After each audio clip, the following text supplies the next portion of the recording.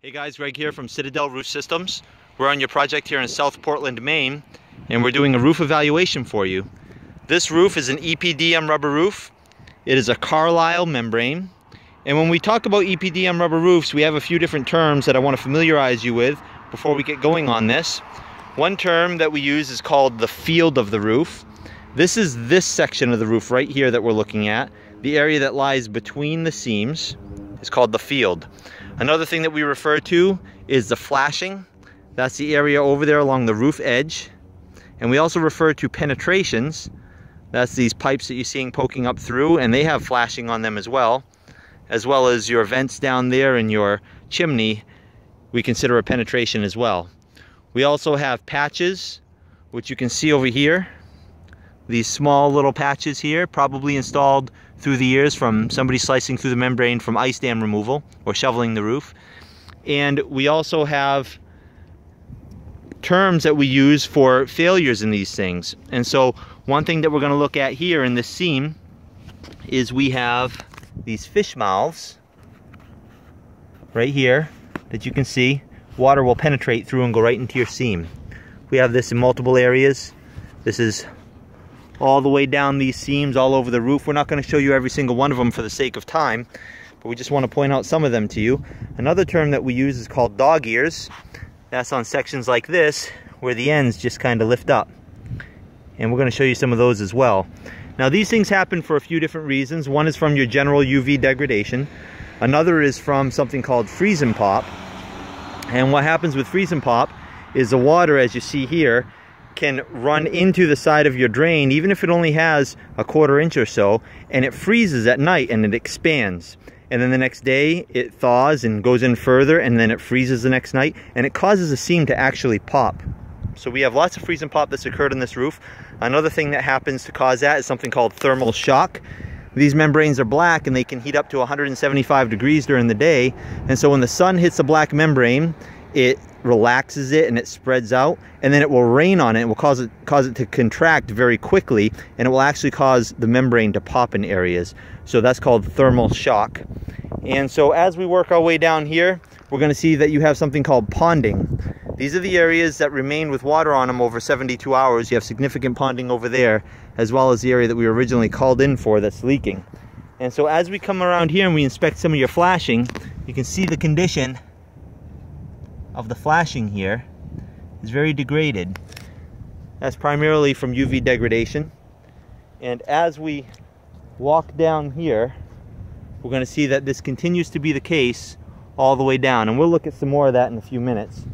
Now in here we have areas in your seam that are underwater, and as we run our hand down them, you'll see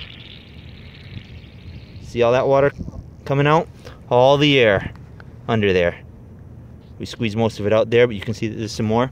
This is the case in these seams under here. They're popped open and they're allowing water and air to enter in through there. And so as we look around here, we have some more areas like that, like this seam right here. I'll hold my camera here. You can see that this is underwater. And as I run my hand here, you can see the whole seam, though it's underwater, is let go.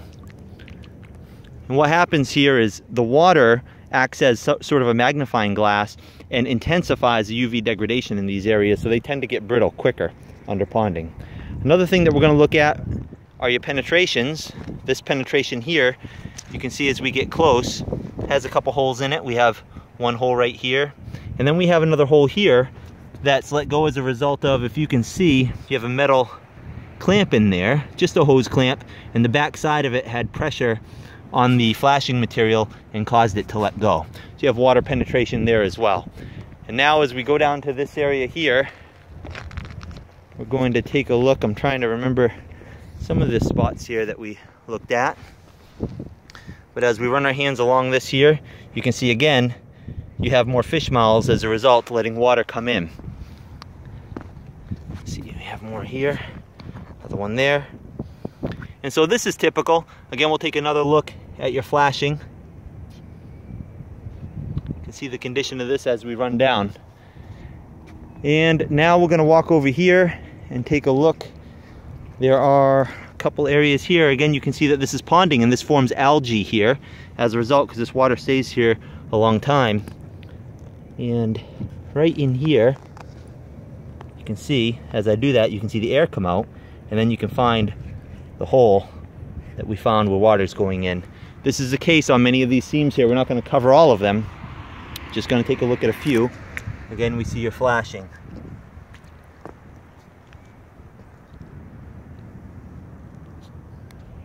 Okay, and now we're going to go take a look at some of your penetrations over here. These are your vent fans. And as we take a look, we can see that the lap sealant that was once here is gone, and so this is starting to separate, and that gives way to some other areas for water to penetrate. We also have some holes here and here.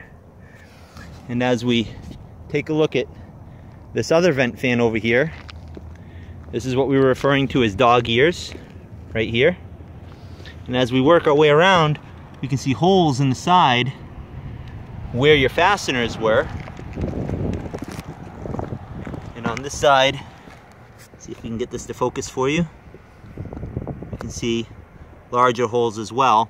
That's typical. Those fasteners tend to rust out underneath there, and then they press through and come out through the membrane. So here's a large ponding area, you can see here. And in this ponding area, as we come close, we can look at your seams, and we can see that even in these ponding areas, your seams are open, though they're underwater. And that's typical here. We're not going to go through all of them, but we're having this in this whole area as well as back where we just came from. And now we're going to go over to the corner here so we can see one of your deeper ponding areas. You can see all that red algae in there. This stuff forms and actually deteriorates the membrane, so it's a good idea to try to get rid of the ponding areas as quickly as possible. We can see here another area where the membrane is gone, and as we go over to the edge, we'll take a look at your flashing in this area. You can see the condition there. And so this is a typical case, guys, for what we're looking at. We're going to move on to the other roof now, so you can see the roof that we were actually called in for. And we have a few different ways of fixing these things. You can see that there's a significant dog ear there. That whole piece flopped back, and you can see that all the lap sealant here is gone again. So this is the culprit. You have a hole here as well. And so anyway, we're going to move on before we spend too much time on this roof and show you the other roof that we were called in for. You can see the ponding here is significant as well, and you have your algae as well. So if you guys are ever up here walking this roof, you want to be real careful on the algae. It's very slippery. And so now as we come to this roof that we were called for, where the leak is occurring, about where you're seeing in your screen, we walked it, and we just want to show you some of the things we found. Again, we're finding dog ears down here. Dog ears over here. It's the same kind of scenario as the other roof in terms of the condition. And so now as we come over to where the water is penetrating, we're going to start down here and work our way along. This is where your flashing ties into your existing roof. And as you can see, we have the flashing has been deteriorating, particularly on every fastener. And as we work our way down, we see all these areas where let me focus that for you, where the membrane has actually let go. We see that there have been some repairs through time, but as we push on them, water comes out. And so we're noticing here some slices. See that slice right there? Another one there. This is where your batten strip, which is a metal strip, ends, and these typically will pop up and cut through. Typically we overlap these and fasten them together so that doesn't happen. In this case, that wasn't done, and so that's what occurred there. You can see there's more seams that have been let go there. We can see there's another slice in the membrane there. Another slice in the membrane here. Focus that for you. Another slice there. And as we go down, we can even see some of the fasteners on the batten strip have let go. As we push down, you can see that's letting water come in. Another hole there. Another hole up there. And so these are the things that are letting the water come in. A lot of water will roll down this here and fill that area, and so that's where your major leaks are coming from. More holes in there. And there's also an area over here where water's coming in, and we're about to clear some snow to check that out, so we'll have an update for you on that. Again, we're seeing your seams letting go on this roof. And so this roof here, what we would recommend would be a level 3 tune-up. Again, dog ears. Level 3 tune-up does not totally restore the whole roof, although this roof could use a restoration. The reason why we're not recommending that the roof must be restored is because you can get away with a level 3 tune-up. And the reason being is the field of the roof, which is this section here, is in fairly good shape in most of the roof. And so we believe that this field of the roof will have many more years of life left into it. But as you can see, it's your seams, your flashing, your penetrations that need the work. And so a level 3 tune-up would actually restore every single seam, every flashing, every penetration on this whole roof.